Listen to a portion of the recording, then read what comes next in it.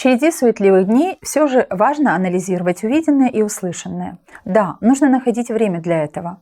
Я буду это делать сейчас, друзья. Присоединяйтесь. Здесь я делюсь своими мыслями о том, что лично мне кажется важным, потому что я уверена, понимание сути происходящих событий определяют отношения и формируют нашу позицию. Здравствуйте, меня зовут Екатерина Жекова, и это «Свободный взгляд».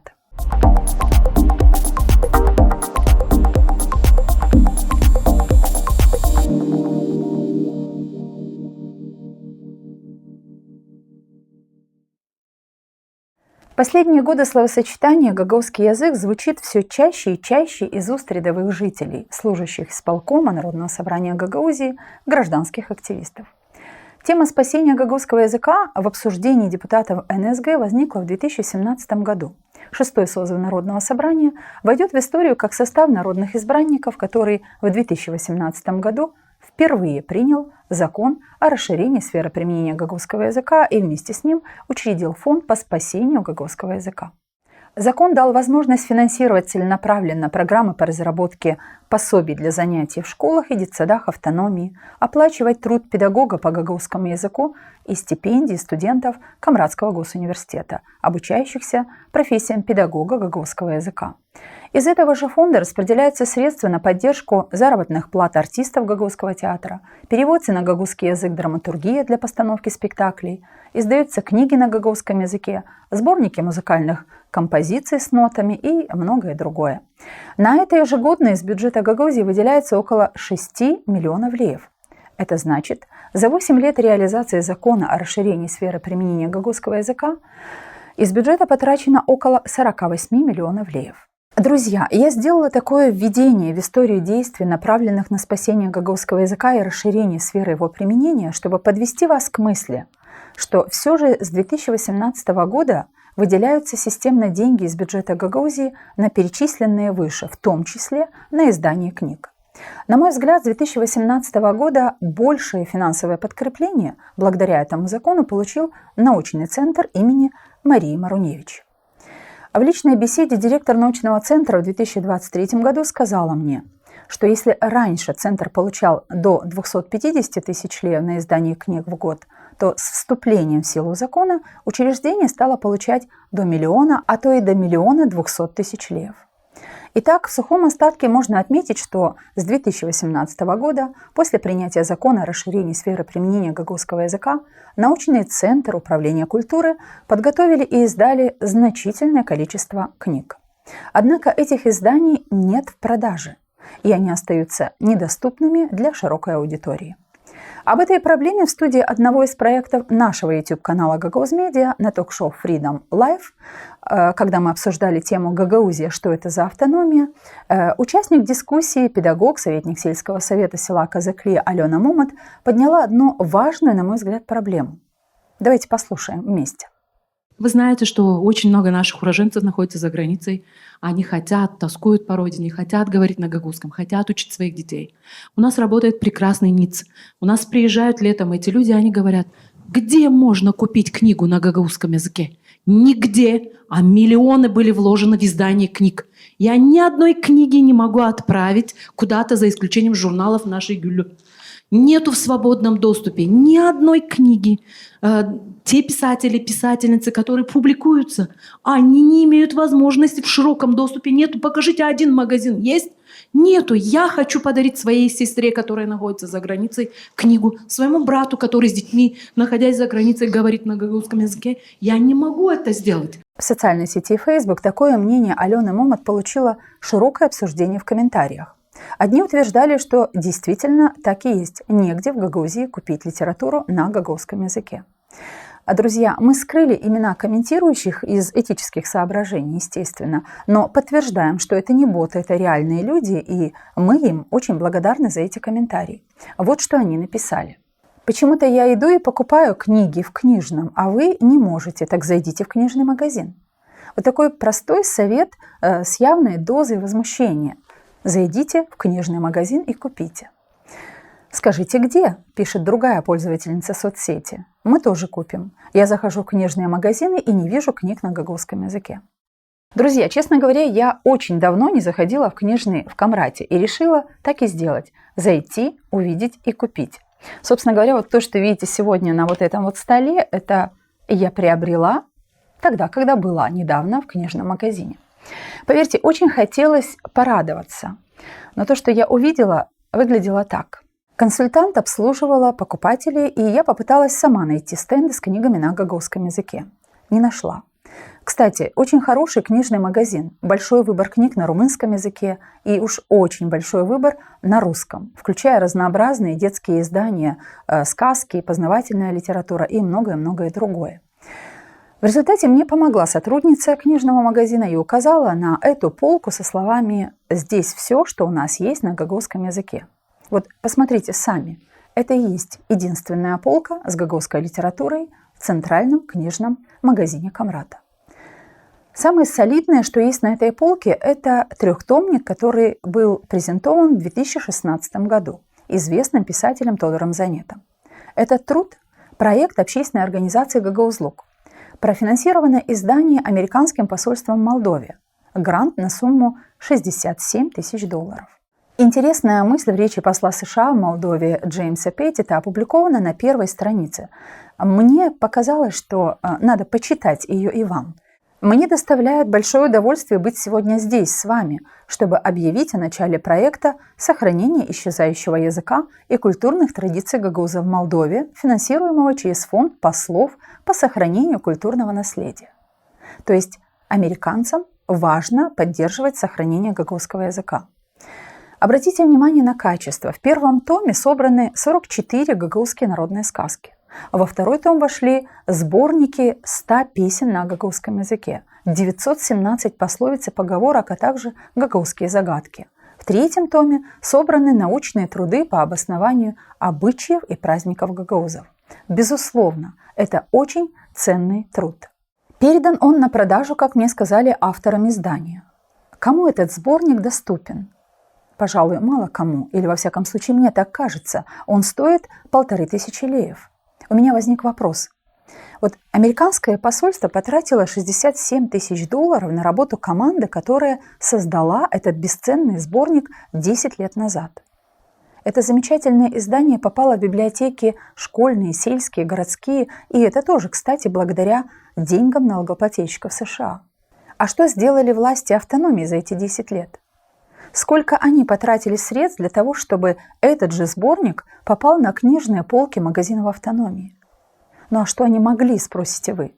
Ну, могли бы заказать большой тираж этого издания, законодательно продумать механизмы как финансирования, так и тиражирования, популяризации книжных изданий о национальной культуре на гагаузском языке. Но это не входит в приоритет задач этой и любой другой, как мне кажется, власти Гагаузии. То, о чем я сейчас говорю, уточняю, касается только действий властей автономии по популяризации книг, которые изданы на грантовые средства или бюджетные деньги, или даже те, что авторы издавали на собственные либо на спонсорские деньги. На скудность этих книжных полок, отведенных для книг на гагаузском языке и о Гагаузии, сетовала и консультант этого книжного магазина. Я спросила, бывают ли словари гагаузско-русские, какие-нибудь на этой полке. Ее ответ меня, друзья, и порадовал, и огорчил одновременно. «Вы знаете, — сказала она, — очень часто приходят родители и спрашивают, есть ли словари или сказки на гагаузском языке. Или туристы приходят и спрашивают, есть ли книги о музеях, о достопримечательностях Гагаузии. Знаете, как стыдно, — продолжила она, — говорить туристам, что у нас ничего нет. Мы не знаем, где их брать, чтобы позволить им увидеть лучше и больше на этих полках». Кстати, о достопримечательностях Гагаузии. Виталий Кюркчой, преподаватель Камратского госуниверситета, в 2020 году выпустил очень достойный альбом и приурочил его к 25-летию гагаузской автономии. Он выпустил, значит, он есть. Нужно продумать, как сделать так, чтобы он был на полках в книжном магазине, и власть об этом может подумать. Я перебрала все, что было на этой полке, друзья. Вот посмотрите и вы. Тут есть и солидные издания на румынском языке о культуре Молдовы. На болгарском есть на русском 2 книги Михаила Губогла. Туристическая Молдова здесь тоже представлена. А вот у туристической Гагаузии ничего здесь нет на этой полке. Но нет, как будто и не было. И мне кажется, у нас ведь есть агентство, которое занимается туризмом. И что оно делает? Ну, ладно, сегодня не об этом. А здесь есть 3 книги талантливого автора детских стихов Галины Данажи. На одной из них, кстати, написано, что книги изданы Управлением культуры Гагаузии на средства Фонда по спасению гагаузского языка. На другой такой информации нет, а может быть, я не заметила. Молдавская кухня тоже представлена на этих полках, а гагаузской ничего здесь нет. Хотя в 2020 году научный центр собирался издавать такой сборник национальных блюд гагаузов. Атлас мира здесь тоже есть, и Конституция Республики Молдова есть, а вот уложения Гагаузии или закона об особом правовом статусе Гагаузии здесь нет. А зачем? О содержании этих 2 документов не обязательно знать ни жителям Гагаузии, ни туристам. Тем более, что депутаты НСГ упражняются в последнее время в изменении уложения, а также в отмене своих изменений. Карты Гагаузии здесь нет, а вот карта автономной республики Крым тут нашлась. Сотрудники этого книжного магазина подготовили и табличку «Духовные лидеры гагаузов». Но книг таких тоже здесь не оказалось. Несколько единиц сувенирной продукции тоже есть в этом магазине. На некоторых из них есть атрибутика Гагаузии, символы, виды столицы, но все лишь на русском языке. Сувениры с молитвами и образами православных святых натолкнули меня на мысль о том, что ведь была же переведена Библия на гагаузский язык. Виктор Капущу, Петр Чеботарь и Иванна Банкова работали над изданием в 2017 году. А позже, в 2024 году, в Центральной библиотеке Камрата прошла презентация книги православных псалмов, переведенных на гагаузский язык православным монахом из Америки Космосом Шарцем. В сборе средств на выпуск книги, кстати, монаху помогала тогда уроженка Гагаузии Анна Челак. На собранные $3000 издано 500 экземпляров. По-моему, эти книги могли бы быть действительно полезными для многих православных верующих. Оба перевода, кстати, напечатаны в 2 версиях – на кириллице и на латынице. Авторы убеждены были, что есть очень много людей старшего поколения, которые на латынице не умеют читать. И вот я задаюсь вопросом. А почему лидеры автономии ходят в храмы, делают фотосессии с тысячами фото из церквей, говорят о важности сохранения веры нашей православной, а не продумывают какие-нибудь законы, способствующие тиражированию таких переводов для прихожан? Почему бы управлению культуры, к примеру, не выйти с идеей к мастерам, создающим сувенирную продукцию, и предложить им использовать на изделиях не только русские тексты молитв, но и гагаузские? Но почему? Ведь если таких мастеров на пальцах одной руки можно сосчитать в автономии, то их можно было бы пригласить на чашку кофе и за теплой беседой передать им переводы Библии и попросить использовать гагаузские тексты на сувенирной продукции. Ведь на это деньги не нужны. Ведь дело только в предложении изготавливать и с гагаузскими текстами. Конечно, это возможно лишь в том случае, если в уме каждого представителя власти Гагаузии держится главная миссия автономии – популяризировать гагаузский язык и расширять сферу его применения. Действительно, госучреждения, казалось бы, не должны заботиться о товарах на прилавках обычных маркетов или бутиков, киосков. Но в этом выпуске, друзья, я сфокусировала свое внимание на том, что делают власти автономии для того, чтобы, используя бюджетные деньги, продвигать и обеспечить наличие ассортимента печатной и иной продукции для популяризации языка и культуры народа. Что делается в регионе, чтобы принести пользу главному получателю выгод от существования автономии, гагаузскому языку и его носителям? Любым жителям автономии, которые хотели бы выучить гагаузский язык, туристам, которые хотят увидеть и увезти в свои страны сувениры с символикой Гагаузии. Я даже не говорю о том, что власти, мне кажется, еще не думают, как мотивировать швейный бизнес на пошив одежды мужской, женской, детской с элементами гагаузских орнаментов и сделать это модным и популярным ношением одежды, стилизованной под национальную. Ведь известно, что такая одежда является мощным инструментом укрепления идентичности, транслируя культурный код, орнаменты и традиции. Национальная одежда помогает сохранять этническое самосознание, связывая поколения и формируя образ нации. Если запустить такой проект и открыть место торговли такой одежды, я почему-то убеждена, что это станет определенно актуальным. И в первую очередь это станет актуальным для нашей молодежи. Такие наряды поддерживают живую связь с корнями, укрепляя чувство национальной гордости. Может быть, мне так кажется. А нам, гагаузам, это действительно нужно, и особенно сейчас. Политики, заигравшиеся в геополитику, подменяют истинное чувство национальной гордости гагаузов на позор, который строится на игнорировании гагаузского языка, на нарушении законодателями норм закона, на популистскую, агрессивную и манипулятивную риторику, на недостойное поведение лиц, представляющих народ по роду своей должности. Друзья, видите, к каким мыслям меня привел визит в книжный магазин и впечатление от пустых, если не сказать голых полок самого узкого мебельного стеллажа, выделенного под гагаузскую литературу. И в этот момент я думаю, чем же в автономии занимается Управление экономического развития и туризма АТО Гагаузия? Какие инвестиции они привлекли и как это изменило экономическую картину автономии? Почувствовали ли рядовые жители на себе эти изменения? Что сделало это управление, чтобы повысить туристический потенциал для разных сфер и не только для виноделия? Возможно, для винного бизнеса начальник из этой сферы сделала больше всего. Так расскажите, покажите. Фестиваль вина, кстати, не предел мечтаний туристов, и об этом важно помнить.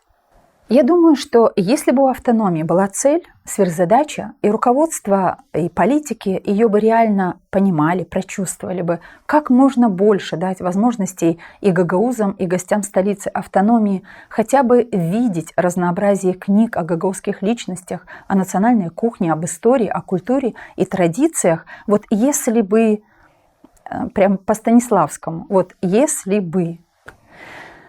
Так вот, если бы, друзья, давайте вообразим, заходит житель автономии или турист в книжный магазин и видит, что стеллажи с изданиями на гагаузском румынском, гагаузско-русском или гагаузско-английском занимают больше всего выставочной площади.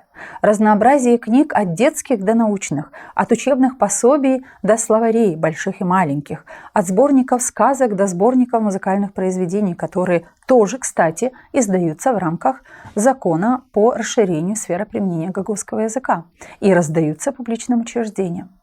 Можно перечислять много чего уже сегодня можно было бы положить на эту полку в книжном магазине, если бы ответственные чиновники хотели бы не просто пользоваться благами своих должностей, а задумывать и реализовывать стратегически важные идеи для укрепления гагаузской автономии.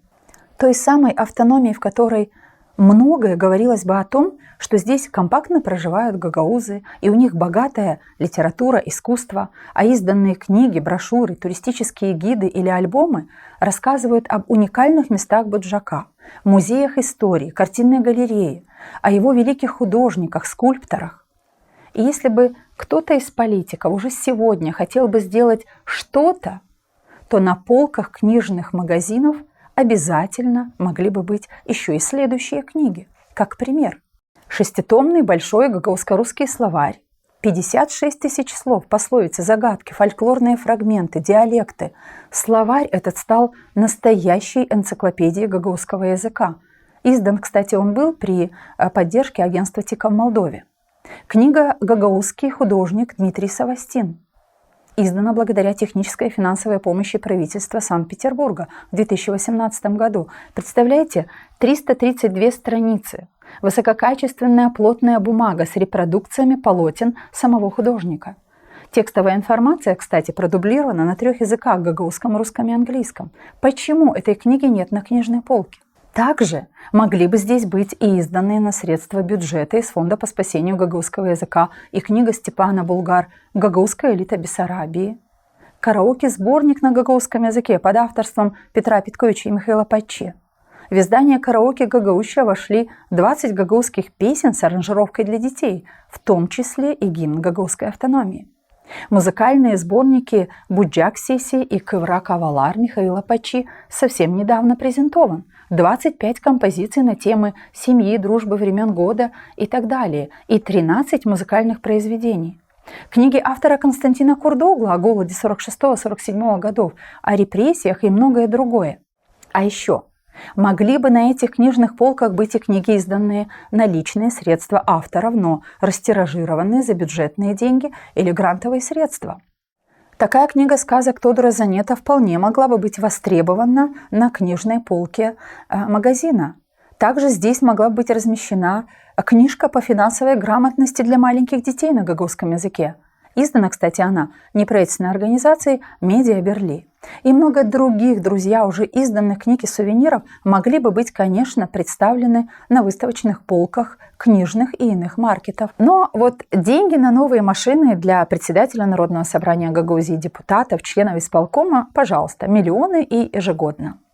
На топливо для всех очень потенциальных сотрудников исполнительного комитета НСГ тоже миллионы, и расходы всегда из бюджета, пожалуйста.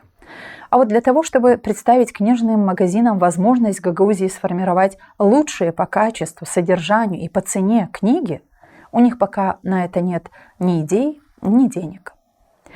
Друзья, это был мой свободный взгляд на пустые книжные полки и мои мысли о том, что отсутствие стратегии развития Гагаузии, гагаузского языка, культуры и туризма делает автономию бедно представленной как для его жителей, так и для гостей и туристов.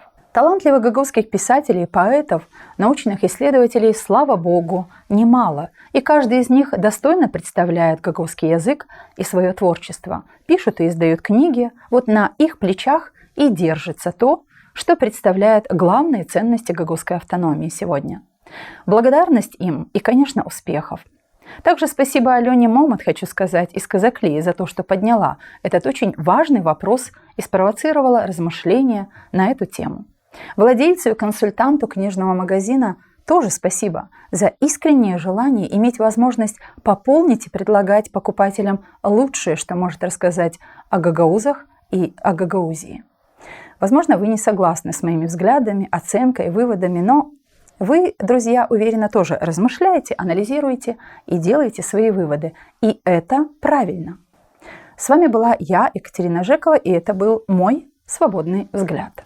Делитесь своим мнением, комментариями, друзья, и пусть комментарии перейдут в дискуссию, здоровую, корректную. Это то, что нужно нашему обществу.